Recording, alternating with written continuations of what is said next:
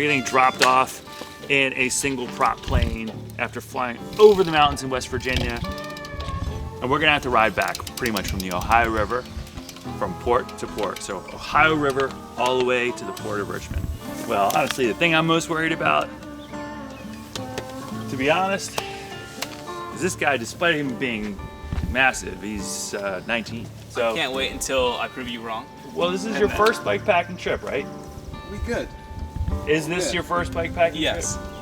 Right. It's just hitting. There's moments in adventures where all the planning goes on and everything, and it's always just, okay, we're gonna handle it in the future, and you're all optimistic, but there's always this one moment where you're like, this is it. Staring at this plane this is it. This is the moment. This is unreal.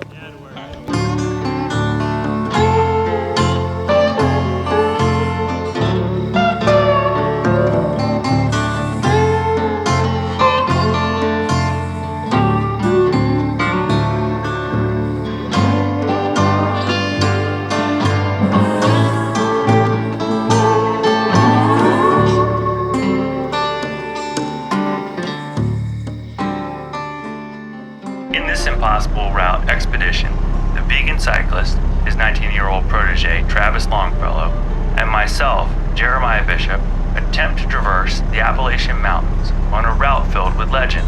Beginning at Parkersburg, West Virginia, our route heads east, traversing the Appalachian Mountains towards Virginia's Blue Ridge, spanning 462 miles with 38,000 feet of climbing. Our route follows in reverse the once vital lifeline for commerce, mail, and supplies for the American frontier between the Ohio River Valley and the James River in Richmond, Virginia. Now overgrown and often abandoned, these roads were once the first and only major route through the region's rugged Appalachian wilderness. So many of the legends behind this route intrigued me. For years, riding and exploring the region, I knew that certain sections of these routes still existed. I also knew some had been lost, reclaimed by the forest. Tyler, Travis, and I will attempt the Trans-Appalachian Lost Roads route, backpacking style, riding gravel bikes over the course of 3 days. As an additional challenge, we'll just be bringing $40 each, and the only additional supplies available to us will be what fans mail to us at 3 different post offices along the route. Rugged terrain and great unknowns await us, begging the question, will this route be possible?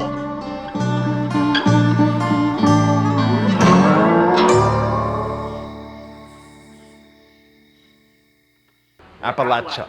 Appalachia. Appalachia. Cha. The goal here is to get from Parkersburg to Richmond in however long it's gonna take us. But we only have $40 each.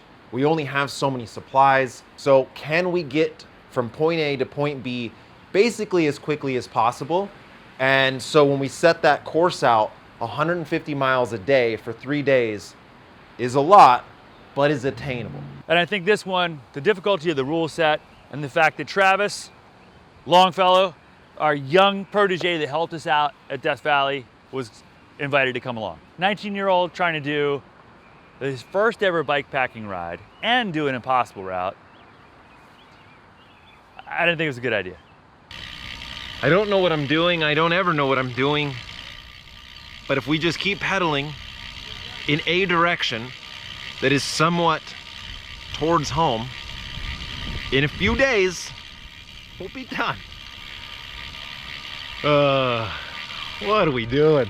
We got 150 miles to go. Grab that.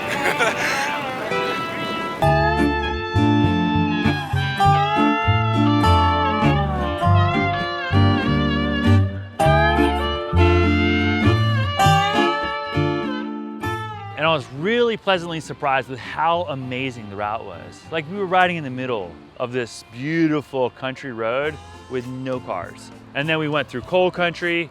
So the coal and oil, the 2 big reasons this road was built.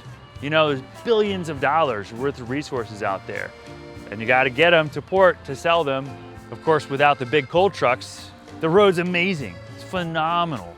And so we patched together pavement, dirt roads, some really rubbly, steep downhills.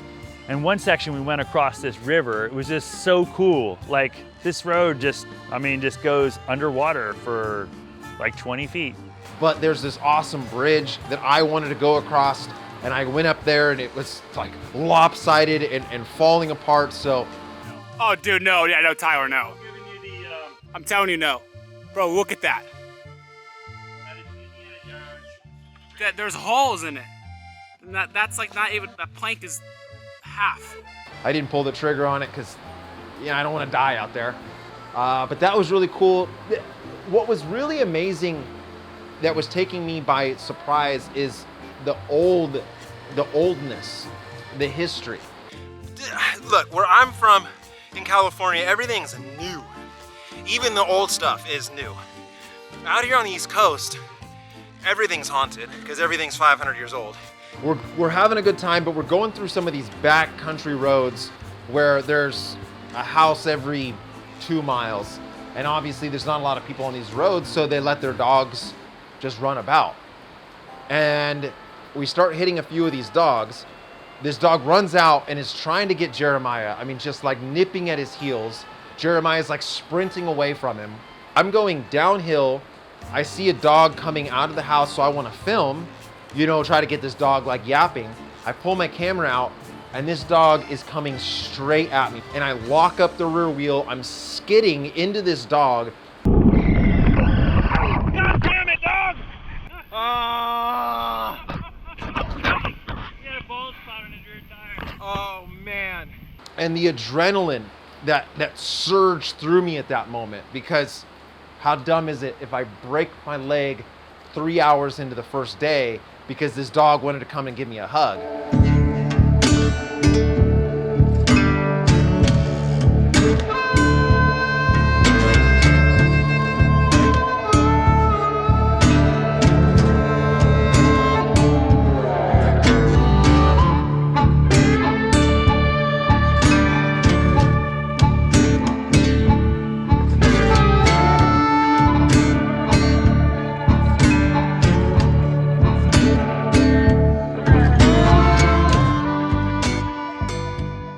So we walk up to this gas station and the guy's got a gun.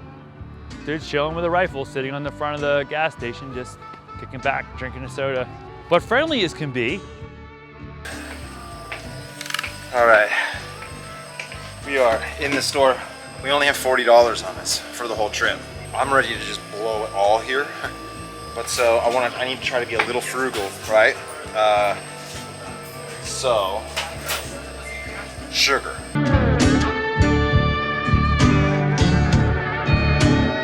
It's getting hot out there. Oh, it's thirsty out there. It's getting hot. It's like humid. Everything is like sticking to you, and just sort of took a little like bath basically in there. It was so good. I'll wear anything but a jersey. It adds 20 watts for sure. Sun's out, guns out. Where's the guns? So we had posted out and said people can send packages to the post offices. There's 3 post offices, 1 each day. We got to looking at the time and they were like, cool, well, we're about 30 miles away. Oh no, post office closes at 4:30. We pushed hard. We were doing a time trial, a team time trial to try to make the 4:30 cutoff. And just, that's not what you're supposed to be doing on these trips, but we are hammering. We're doing 20, 25 mile an hour, pace line type things. And we really need that nutrition to save on money. We roll into town, pull on the door, ding, ding, ding. It's locked. Shit. So we sit there on the curb, despondent. Travis furious. Tyler's disappointed. I'm disappointed, but Travis is definitely like, it's kind of unraveling him a bit. It's not like we didn't try to make it here on time. We just, every little thing just compounded. But I was really looking forward to like that little unboxing session, and that's what drove me to get here. And so now I gotta find a new will to ride. So that took our morale and just tanked it, because we were all expecting gummy worms and muffins and whatever, and that we didn't get that. It's been neat to see Tyler's progression. You know, Impossible Route Mauna Kea, Impossible Route Death Valley. I mean, he was unraveling the first 2 days, but then something clicked. Like, it's that, you know, do or die type instinct. And I think he realized that there's no point in complaining. He's actually getting tougher. He's getting more resilient. And a 10-hour day is like, I mean, it has to be at least 10 hours long to be an impossible ride.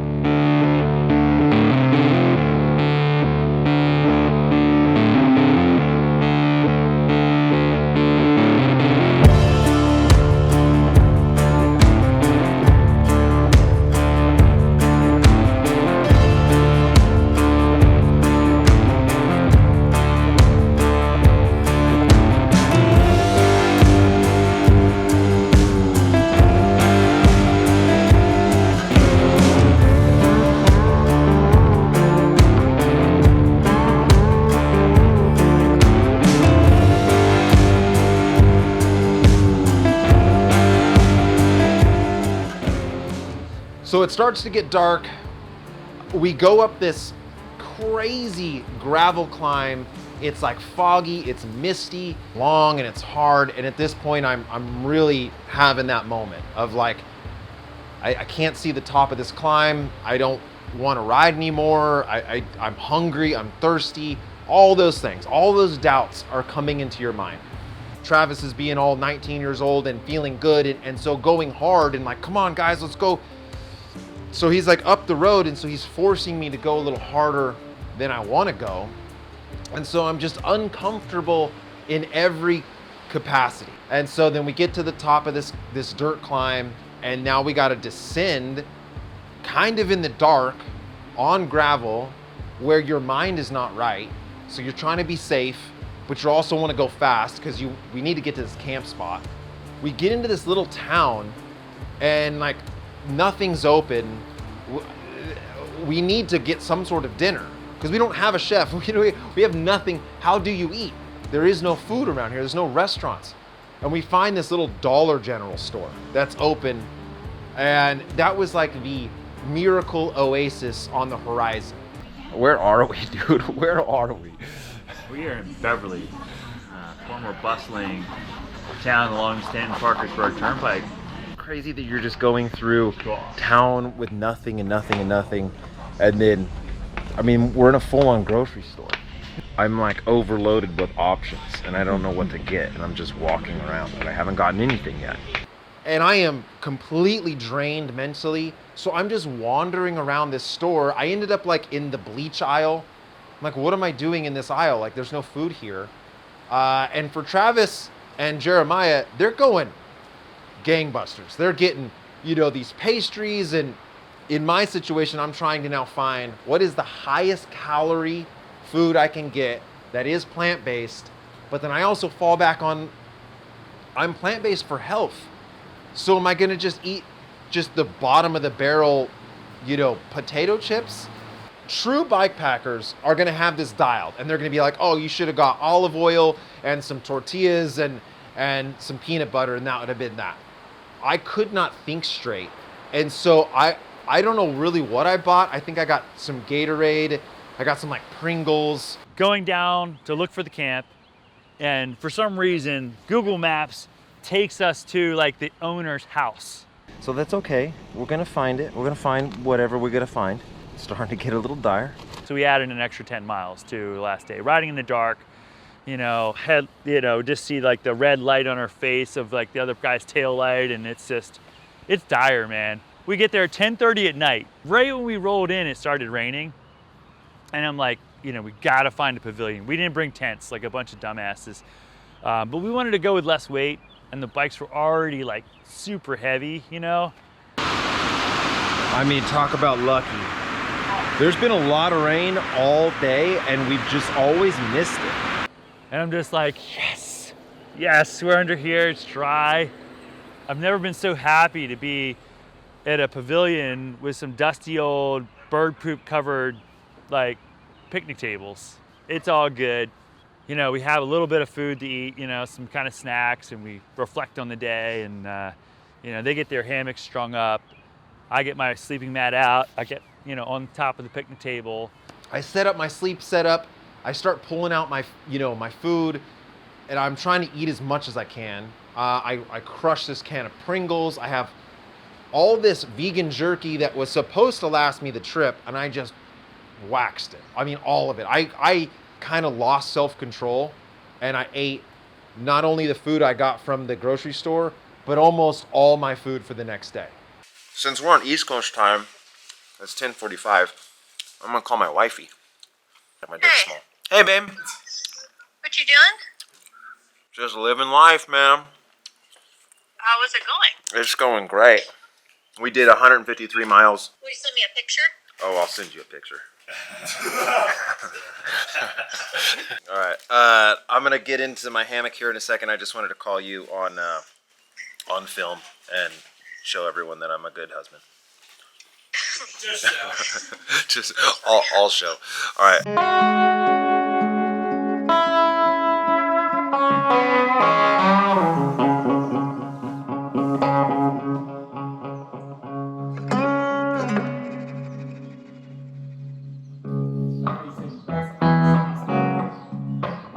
Alrighty, so we slept in a hammock.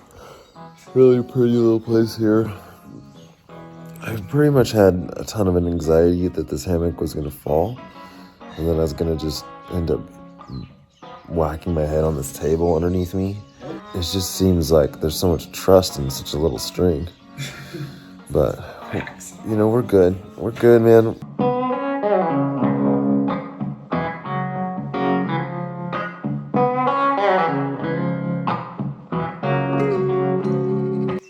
It's crazy just how fast you come back to life.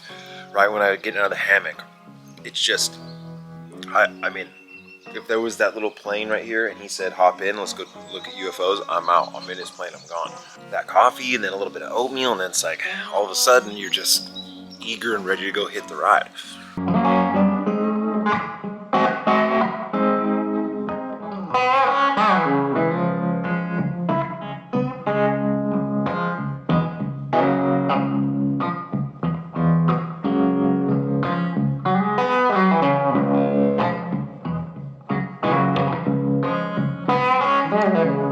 Here's one thing though, is there's a water pump at this park. And so the night before, he tried to turn on this pump and he got shocked. It's the forbidden water pump.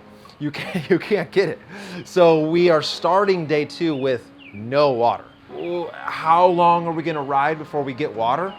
And that's one of the things that this trip has a new set of challenges.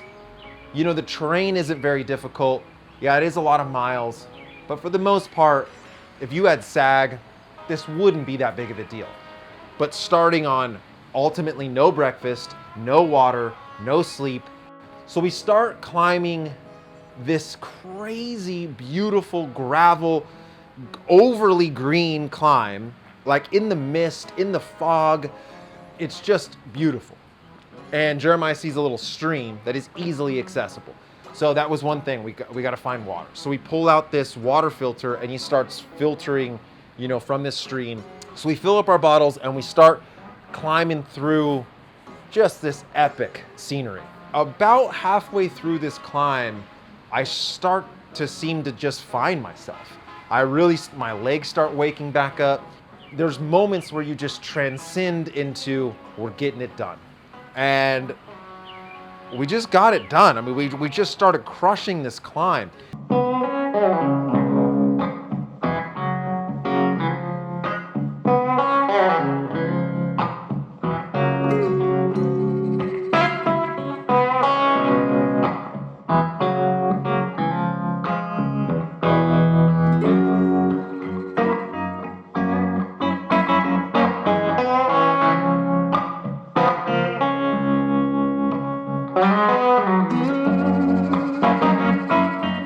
Yeah, we rolled into Durban.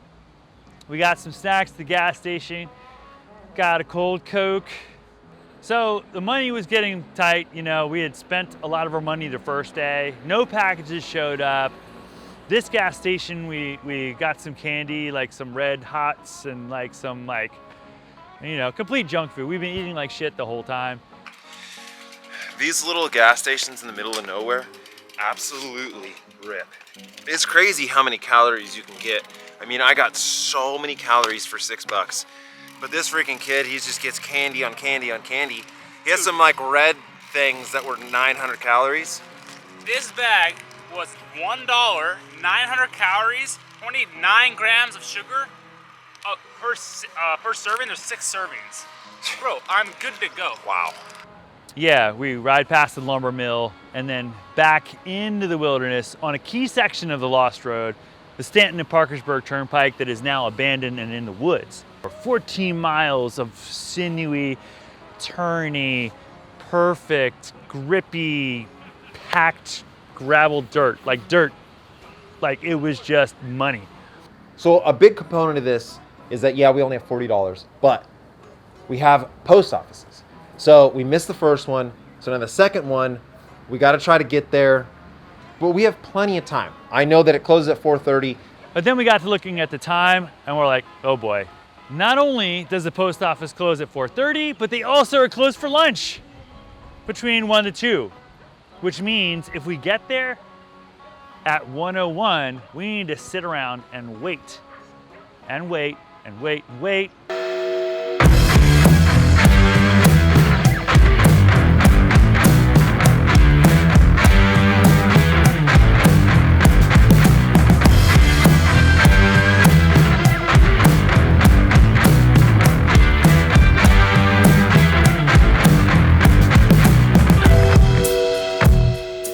Drop down into Monterey and we're like, yes, we got here in time. We got here in time. It's time to open some packages. And I go into the post office and we ask, you know, is there anything here? And there might not be, right? People might have just not sent anything.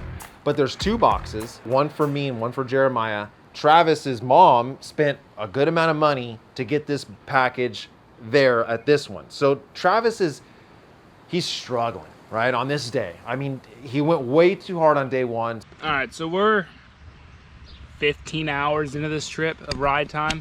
I'm cracking. He says his knee is hurting, and in his mind, there is a package of bagels waiting for him in this town. And I know this feeling when you have that thing that you're thinking about, and that's your rock. Like, I can make it to the bagels, thinks Travis. And so we get there and I go, hey, there should be one for Travis. And the lady goes, well, yeah, it came, but we don't know no Travis around here. So we sent it away. And it was like, why'd you do that? So he loses it and he walks out the door and we don't see him for a little while. So then me and Jeremiah sit down and unbox these 2 boxes. I can't wait to see what's in them. I've been really looking forward to this. So I do have 2 packages. One from my boy Bryant Hughes. He actually came to one of my cycling camps. Came to my first cycling camp. First up. Oh my goodness, he sent a battery for a heart rate monitor or a power meter. Like, no joke, my heart rate, I was worrying that it was gonna go dead. And he sent the little like button battery. Perfect. Ooh, some Smart Sweets, butter, protein bar, lots of protein. Brian, thank you, man. All right, so this is heavy, which is a good sign because Travis has nothing. Oh, look at this. You guys inspire and motivate more than you can imagine. John Acosta. Awesome. Yes. Oh, off the farm bars. Yes. I'm thinking this might be close enough to make it to Shranda. I think we got it.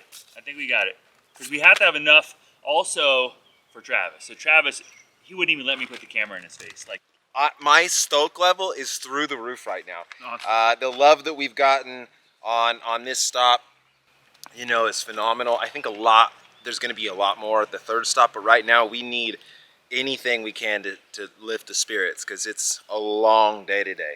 But we're dialed. So Jeremiah and I go from a pretty low mental space to just through the roof. We're high-fiving. I mean, I've got vegan food galore.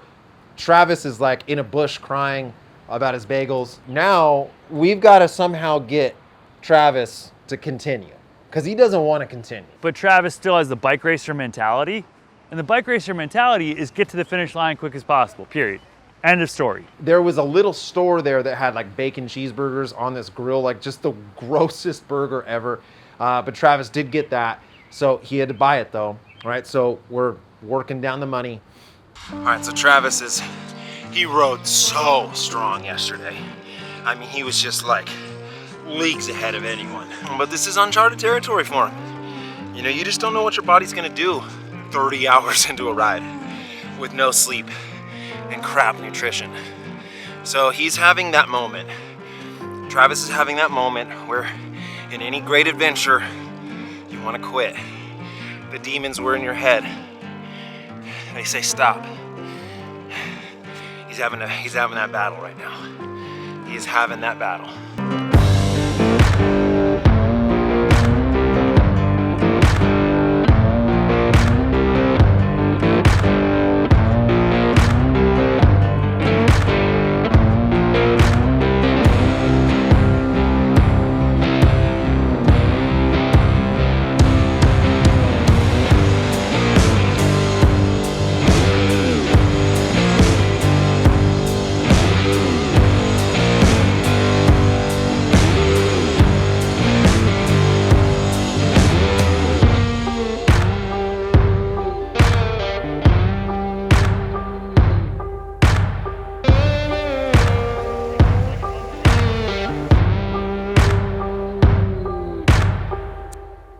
So later on in that stage, life is going good. He's pushing the pace. Around Height Hollow, he started to have some knee pain. And sure enough, his knee just it goes out like a light. I mean, I think he'd been kind of hiding it from us. For a while, I was just like, dude, I can't do this. Like, this is stupid. Every little bump is dumb. Every little hill is too long. 13,000 feet of climbing in. And my knee is just getting to a point of no return, I guess. We are kind of rallying around Travis. We're trying to help him. I think a little bit of ego and pride is just, he doesn't want help. He doesn't want to be babied. You know, we're offering him food. He's not taking it. We're offering him pushing. He's adamantly against us pushing him. On that downhill, we got to a flat part, started giving out. Had to unclip it, just pedal with one leg. I can push you, dude, and you can just stop pedaling and just, let's get to the base.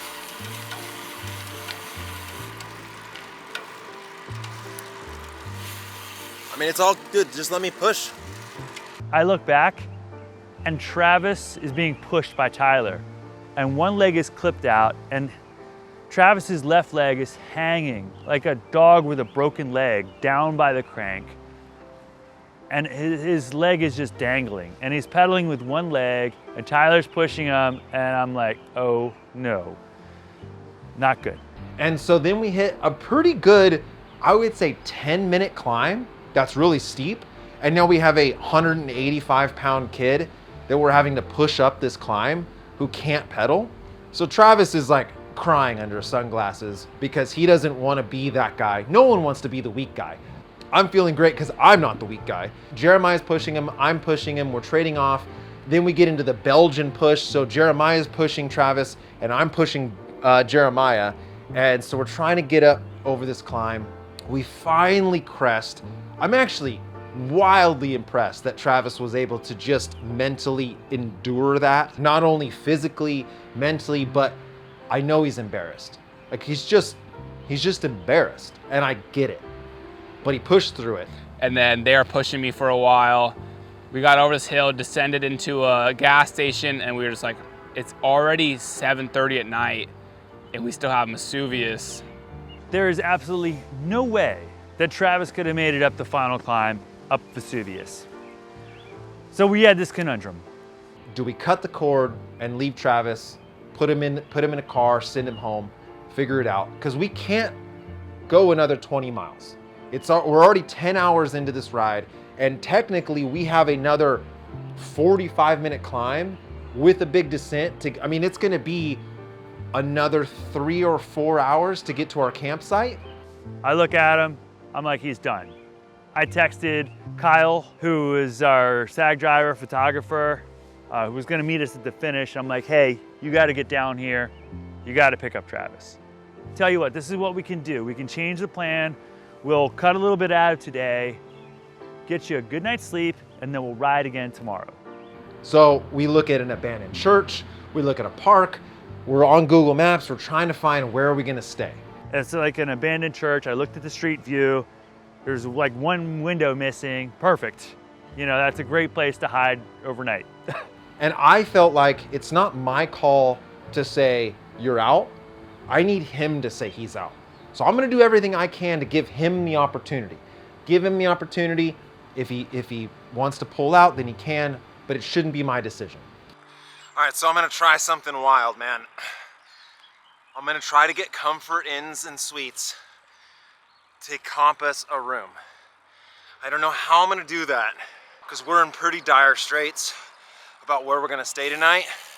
Travis's knee is really, you know, messed us up, but dude, I don't want him to quit. Do you have rooms? Yes. Are you the manager? Nope. So me and 2 others are on a massive bike packing trip. One of our riders injured his knee. He can't continue. Our campsite where we were going to go is 20 miles over this mountain. Is there any way that you could potentially just compass a room for one night? And I'll talk so good about Comfort Inn Suites. So I will have to call my manager to get that one approved. However, what I would be able to do for you is I would be able to give you a room with 2 queen size or 2 double beds and a pull-out couch. Can you call your manager and just see if she's willing to comp anything? Yep, I can certainly do that. I shoot my shot. And so she's like, well, I'd have to call my manager, and my manager is gonna say no. Eventually she called her manager, and look, I did. I used my YouTube swag. And so if that's a gray area, but I pitched it anyway. It's what I had to use. Other people have stronger legs, stronger hearts, you know, better preparation. The one thing I have on my side is a subscriber count. So that's what I pitched. They got the approval. They said they'd comp it. To my manager, and we were able to approve the comp rate. You're so amazing. So let me ask you this. Do you guys have ice packs? No? Okay, so I have some Leave and some ice packs if your buddy would benefit from that. Oh my goodness, that would be amazing, yeah. Your buddy's has keys as well. You're amazing. 365, is that the first floor or second floor? 305. Dude, not only did they comp us a room, but they gave us an ice pack for Travis and some Elite. Bro, just, what do you think the boys are gonna say? 2 minutes turns to 5 minutes, turns to 10 minutes. And finally he comes back with this shit-eating grin, like spinning into the gas station. And I'm like, there's a hotel right there. Maybe he just went and bought me a room because he's just gonna be like, hey, you're done. Your ride's over. He comes back with an ice pack and some medicine. I'm like, all right, cool. So at least I can recover a little bit, I guess. Because I wanted to finish. I just wanted to finish the ride. Then he comes back, gives me the medicine and everything. What is that? Ice pack for your knee. Elite. Oh, man. And a comped f***ing room, dude! A comped room! 2 beds with a pull-out couch. We got it comped. I got to put in Comfort Suites is awesome. You didn't have to use points or anything? No, I don't have points. No, but Okay. that's definitely gonna get us serious flack. Dang, because that the normal sucks for folks those can't people. do it. I'm just abundantly aware of the flack that we'll catch because you're leveraging your notoriety in a way to get the room is what I'm saying. Yeah. My thought, you stay in the room, you and I go sleep on a park bench. Because then we will have maximum suckage and no one can give us shit. I want to be able to get one YouTube where no one gives us any shit about bike That's not packing possible. rules. That's not. Can't deny, this is definitely an interesting twist. I'm not gonna turn down a free hotel room. I have salt chamois, like brine. I am covered with dirt. That was awesome. Because then I was like, we can go shower, sleep for 6 hours in a bed, warm, And I was like, if I get that, I can make it the next day.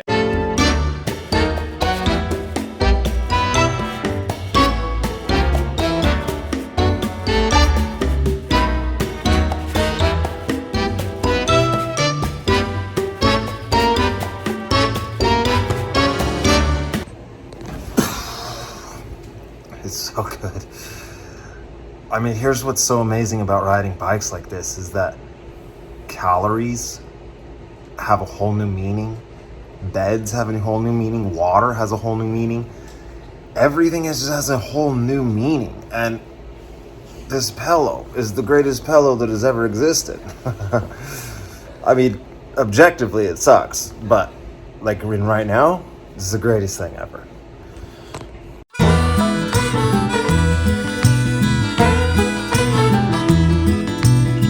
We get a shower, we get a good night's sleep. It's tough waking up in the morning, but we get our little box lunches and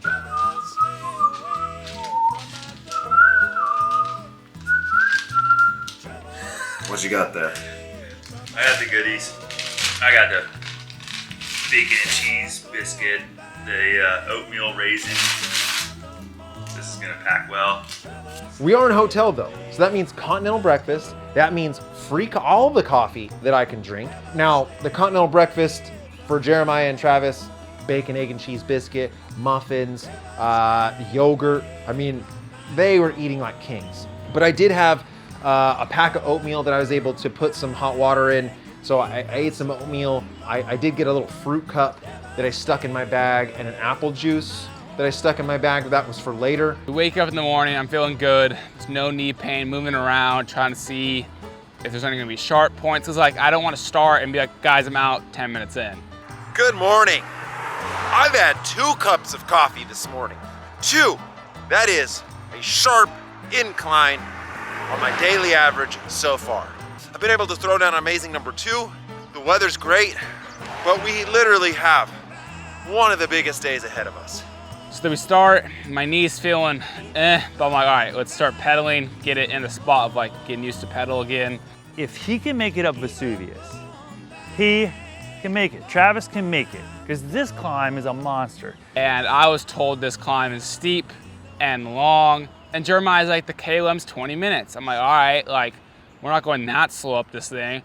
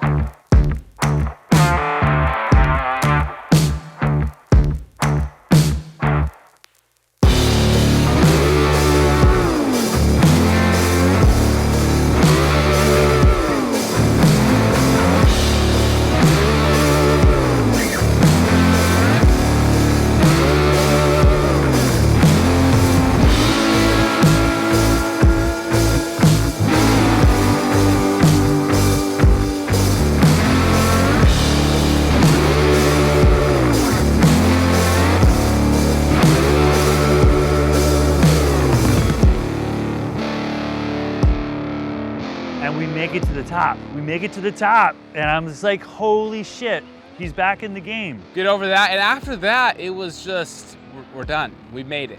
If I can get over this hill with no knee pain, I can do the rest of the ride. I'm so glad I wasn't doing this last night in the dark, starving. And so everything has this positive light to it.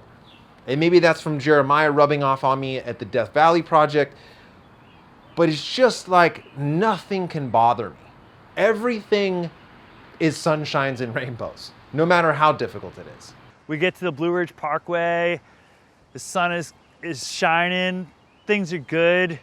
It's so beautiful, the weather's great, there's this great vista to the right, and you're almost on a ridge line.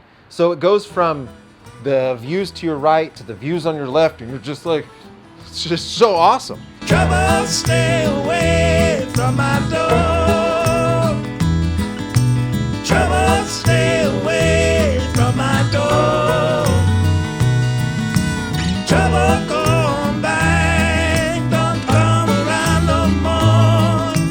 Trouble, stay away from my door. stay away from my home. Never stay away from my home. Never go on back and leave my soul alone. Never stay away from my home.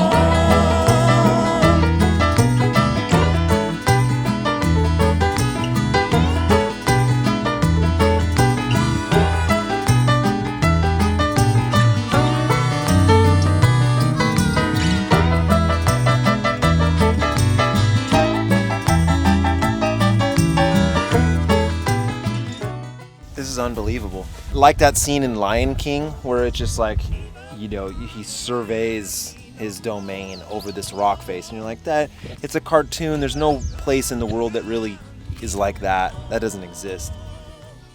And then you see this, I mean, you can just see for so far. And it's unbelievable, really. I didn't think anything like this existed on the East Coast.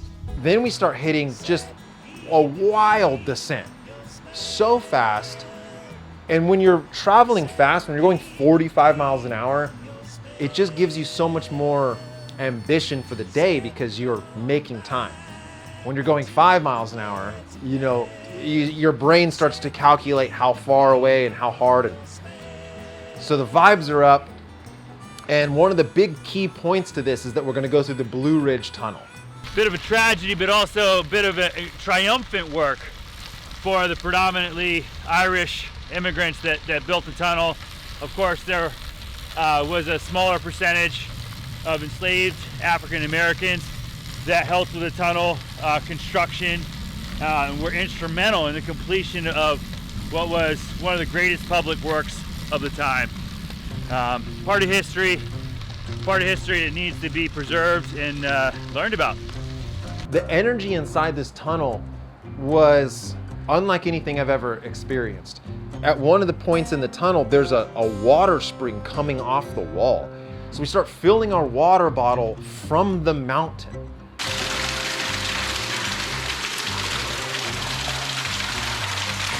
There you go.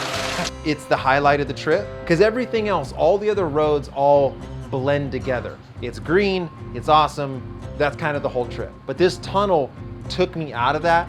It was dark, it was cold, it was musty. I mean, the whole vibe was different in that tunnel. So that in my mind sticks out much more than anything else.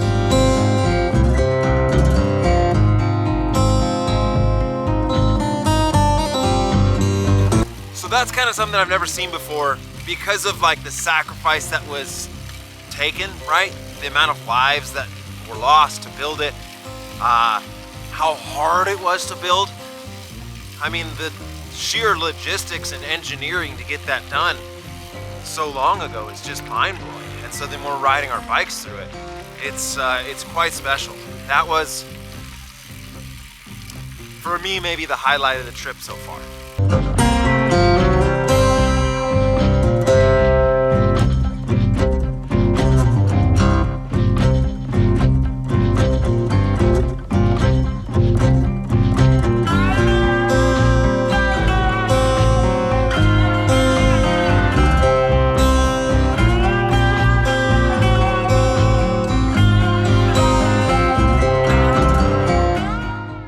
This route is really a culmination of some old turnpikes, a lot of it I don't know. And so Eddie Anderson helped build the east side of the route. We had Logan Jones Wilkins in the south part of the route. I knew a lot of the stuff in the middle part of the route, the Allegheny Highlands. And then we had John in West Virginia help to sort of plug this thing together. And man, if it is not amazing. Death Valley, don't want to do that one ever again. I don't want to keep mentioning Death Valley, but when that exists in your spectrum of understanding what is tough, nothing else even matters. I mean, this is a perfectly paved road compared to that. But this route, I mean, when I get to Richmond, get some rest, some food in me, I want to go back out in those mountains next week. I am not kidding. It is just, it's magical out here. This route is doable for most of the public, given that your time frame isn't 3 days, right? If you do this over 5, 6, 7 days, you know, doesn't matter what your fitness is, you can enjoy this area of the world. And so we went through the Blue Ridge Tunnel. It was phenomenal. The lighting was awesome. We stopped for a few shots. Things were good.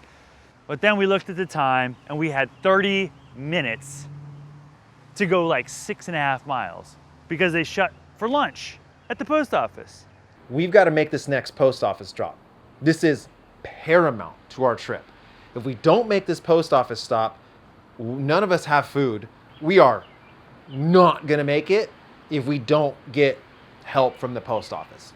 100 miles left. We have to get to the post office.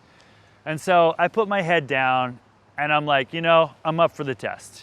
And Jeremiah just lights it up and just takes off. He's like, I'm going to make the post office. So I'm dropping down into the hill, looking at the time, 1 minute past the hour. I pull on the door of the post office and it opens. They hadn't locked the door. And I'm like, am I in time? He's like, well, I was just stepping out for lunch. Can I help you? And I'm like, yes. So I get the boxes, I walk outside, and I'm like, guess what, guys? We got the goods. And we're back in the game, boys. The dude was fuzzy and like had his hand on the key. Dude. Yes. This is a lifesaver. So we missed the very first one. Tears. The second one, we got 2 packages. That really turned Jeremiah and I's mental game. His package did not show up. Well, it did show, but they sent it away. So that wrecked him. So then today, this is so paramount because we're out of money. We can't go to any gas stations. We can't get anything. So all the food we have, and I think you're out of food. I've got like totally out. I have like 1 peanut butter. He's got his emergency Cliff Bar. I already ate it. I'm out. He's out. So we got 3 things. First one, Matt Daring. Impossible Route Fellas. Best of luck on the final leg of your journey. We hope Albemarle and Virginia in general has been good to you. Y'all are amazing. Enclosed are some treats, some savory, some sweet, some energy packed.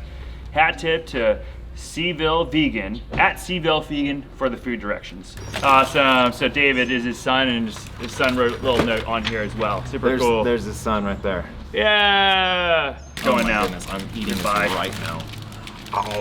It's so good. This one has my name on it, so whatever's in it, it's all mine. Just kidding. This is from Elio. Are you kidding? There's Oreos. They sent you avocados. Yeah, buddy. Oh my God. It's real food. Not in the package. So this one's from Bike Hardcore. They're the chain lube company that we've been using. Oh. Wow. Hey! Hey! Cut that open right now. We're eating that pineapple right now. Real food, it's so good. It's coming to a crescendo here with like awesomeness. Dude, I'll ride 1,000 more miles after this pineapple. The pineapple. Fruit jerky. This is a mango. Yes. What? This is When you're pushing your body to the absolute limit, there's something about how you perceive calories and how you feel calories. It gets into a real survival mode. And it's like you look at every little piece of food and your body almost like calculates how many calories is in that and how important it is. And since we were just on the ragged edge, You want to have this? I mean, this is the best pineapple. This is the best thing I've ever eaten in my entire life, given the context and when I'm eating it. Have you ever seen someone eat a pineapple like that, dude? Like 100%, this is gonna make us finish. If we didn't get this drop, we'd be pear-shaped. To Eliel and Bike Hardcore for sending real food, I love you.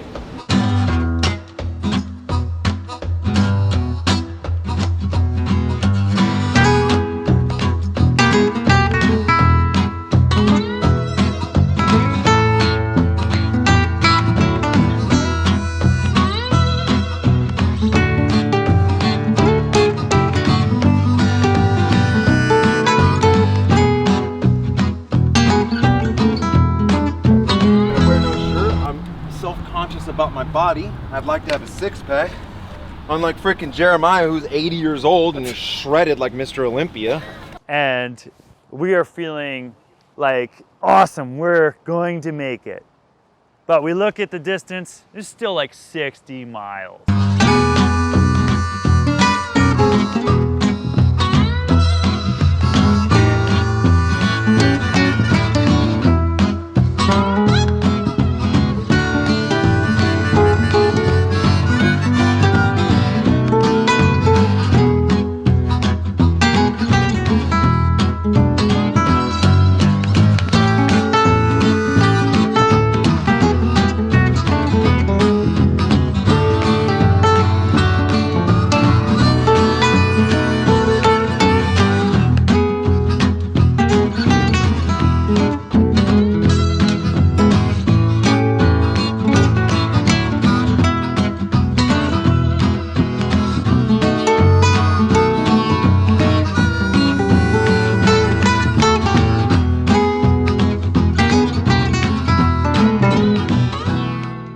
So at this point, I'm thinking cakewalk. I even like fist bumped Travis and I was like, dude, we've made it. It's over. The sun's out. It's beautiful. No issues. And then the clouds roll in and they're getting darker and bigger and meaner. The wind's picking up. So I have my phone, I pull up the radar and holy crap. I mean, it's like orange and red and like, it is just coming. And then it starts sprinkling a little bit. It's no big deal, it's fine. It's warm, it's not cold. Then the rain starts really coming. Then a huge thunder strike happens, like slaps, like Thor is pissed. He's saying, this is not impossible, boys. You're not riding into the finish with smiles on your face. So then the skies just open up and just start dumping rain. But I've reframed my thought that without this rain, we would be stopping all the time for water. Because it was so hot before this rain came, and now that the rain is there, I'm like drinking the water that's pouring down my face. I'm drinking water from the road being squirted up into my mouth. I think once we got close to the end, you know, Travis was a little less interested in getting to the finish. I think he was cold too. It was weird, like I don't think I chose my emotions. Like one point I was like laughing and crying for no reason. My body was just, I think, so cracked mentally and emotionally and physically at that point. It was just, I was done. I am shivering, out of food, I am cracked.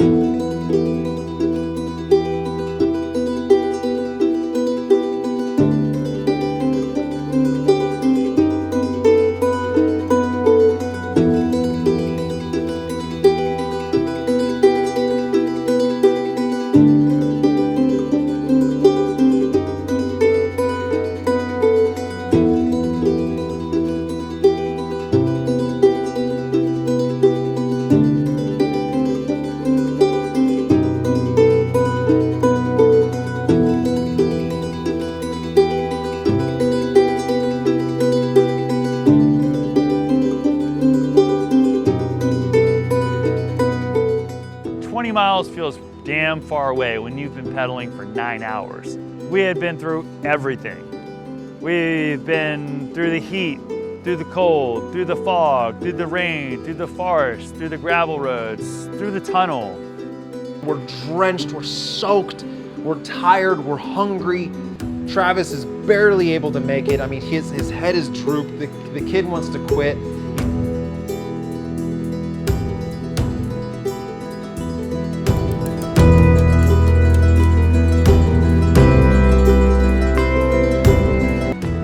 It's there and you see the finish. All you have to do is this one last climb and you can be done.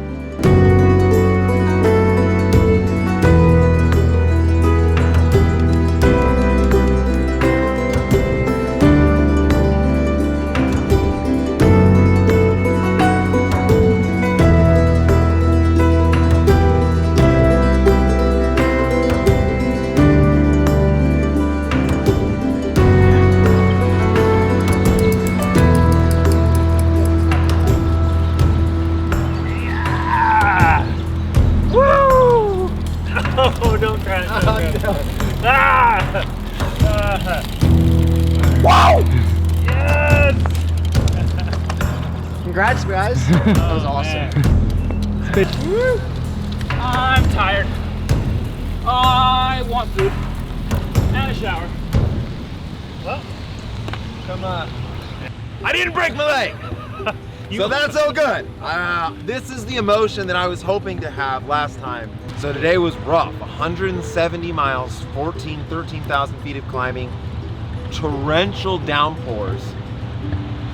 That was just magical though. I mean, every flavor of terrain we've seen today, from cobblestones to the green of the Piedmont to dust, steep pavement.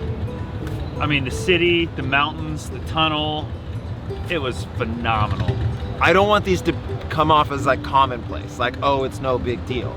I mean, this was very difficult, but I will give it up to the bike packers, the true bike packers that would continue after this. If we had to camp again tonight under this tree with and then start tomorrow with soaking wet clothes and no food, I mean, this is one of those things where we only did 3 days. We got a little taste of it. That's about as all I want. And Travis felt better today. We hit the first climb, Vesuvius, very steep. And I'm thinking, if it doesn't hurt on Vesuvius, I think he can do it. And sure enough, he made it over the top. It was phenomenal. I think that is really like one of the highlights, is just to see. I mean, he's 19 years old. I mean, a 19-year-old finishing this is no joke. Yeah. So, as we were riding today, we saw this little sign on the side of the road. It had a quote on it. It just seemed so fitting. And it goes something like this. It's impossible, says ego. It's risky, says experience. It's pointless, says logic. But give it a try, says the heart.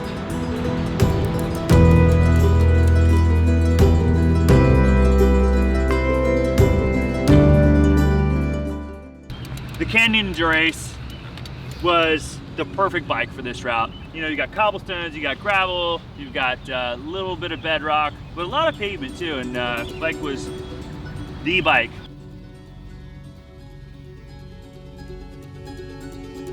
We had IRC sand, protection tires, GT Swiss, GRC 1400s, perfect.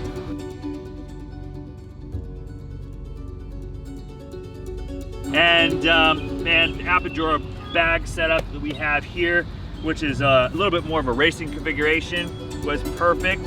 We have flow formulas for about the first 6 hours of the ride until we went to our independent mode, but it was great.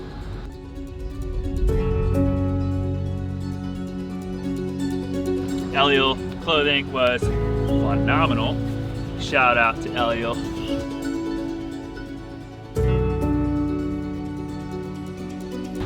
Also a huge thanks to Whoop. Travis and I use a ton to make sure that, you know, what are we doing? What are we getting sleep? How are our bodies responding?